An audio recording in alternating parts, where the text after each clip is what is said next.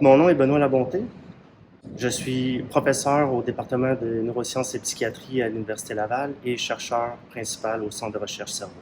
Mon programme de recherche, ça vise à comprendre les bases moléculaires des troubles de l'humeur, avec un intérêt particulier aux différences entre les hommes et les femmes.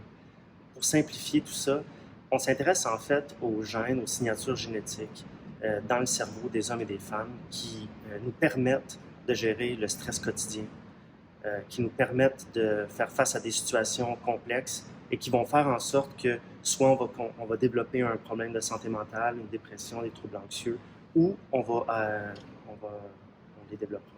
Les activités de la chaire sont très diversifiées. Un des axes principaux qu'on a, c'est l'étude du tissu post-mortem pour essayer d'identifier les signatures de gènes, les signatures génétiques qui sont affectées chez les hommes et les femmes qui sont déprimés.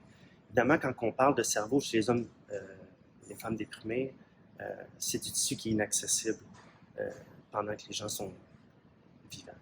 Donc, on travaille avec des banques de cerveau qui nous donnent accès à du tissu qui a été collecté de personnes qui sont décédées, soit de causes accidentelles, soit de maladies cardiaques, par exemple, ou qui ont commis un suicide. Et puis, tous ces tissus sont associés avec une information clinique vraiment riche qui nous permet vraiment d'aller approfondir encore plus en détail ce qui se passe au niveau moléculaire dans le cerveau des gens qui étaient, au moment de leur décès, en phase aiguë de dépression. Évidemment, on veut aussi être capable de savoir si ce qu'on voit chez le cerveau, ça se reproduit dans les gens, dans la vie de tous les jours. Et puis, dans la vie de tous les jours, on ne peut pas accéder à du tissu cérébral chez les gens vivants. Donc, il faut qu'on fasse un peu différemment. Un autre des axes qu'on a, c'est de travailler avec des gens comme vous et moi qui développent des problèmes de santé mentale et avec qui on peut accéder à des échantillons, que ce soit des prises de sang, des échantillons de salive, etc. Et effectuer le même genre d'analyse et puis de faire le comparatif entre ce qui se passe au niveau du cerveau puis qu'est-ce qui se passe au niveau du sang. Il y a aussi une autre partie de la chaire de recherche qui consiste à aller approfondir les mécanismes, les conséquences des changements génétiques qu'on voit chez l'humain et au niveau du fonctionnement du cerveau. Évidemment, on ne peut pas faire ça encore chez l'humain, donc il faut qu'on travaille avec des modèles animaux. On travaille avec la souris, qui est un excellent modèle pour reproduire plusieurs aspects de la dépression, en fait des comportements de type dépressif chez l'humain. Et plusieurs de nos étudiants effectuent des tests avec la souris et essaient de comprendre c'est quoi les impacts au niveau du fonctionnement du cerveau pendant des situations de stress, par exemple, qui reproduisent un peu ce qu'on voit chez l'humain. L'idée, c'est vraiment de ramener l'approche de médecine personnalisée et de révolutionner un petit peu la façon que la santé mentale est vue, est traitée, est diagnostiquée.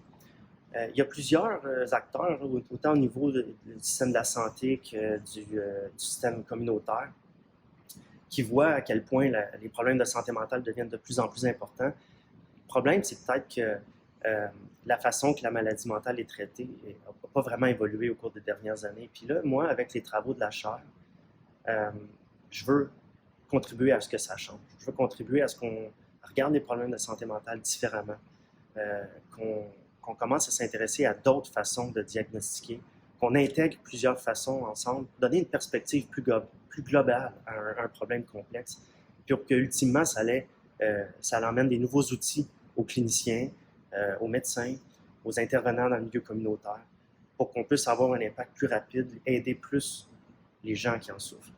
Puis si ça peut sauver seulement, si on commence avec nos travaux qui peuvent aider 5%, 10% des gens qui sont affectés, c'est déjà quand même quelque chose. Ça va avoir un impact positif sur la vie de ces gens-là. Ça va aussi avoir un impact positif sur le système, la façon qu'il fonctionne, désengorger un peu le système. Puis il y a une grosse partie du travail d'un chercheur qui est de la formation. Donc on forme les étudiants, autant au niveau technique de laboratoire que pensée critique, analyse, interprétation des résultats, rédaction d'articles scientifiques. Il y a aussi un rôle de mentorat que j'aime beaucoup là-dedans, aider les étudiants dans leur cheminement de carrière. D'aussi longtemps que je me souvienne, j'ai travaillé avec mon grand-père au verger familial. Et puis, à Dunham. Puis il m'a vraiment inculqué sa passion, puis sa rigueur scientifique, tout son questionnement. Puis c'est vraiment resté avec moi tout au long de ma vie, jusqu'à encore maintenant, où je me rappelle des bons moments avec lui, puis que ça continue d'allumer la flamme. Ça garde la flamme allumée. Il y a environ une personne sur 5 ici au Québec, au Canada, qui va souffrir ou qui souffre déjà de la maladie mentale. Si on parle de dépression, d'anxiété, c'est environ 5 à 10% de la population québécoise canadienne.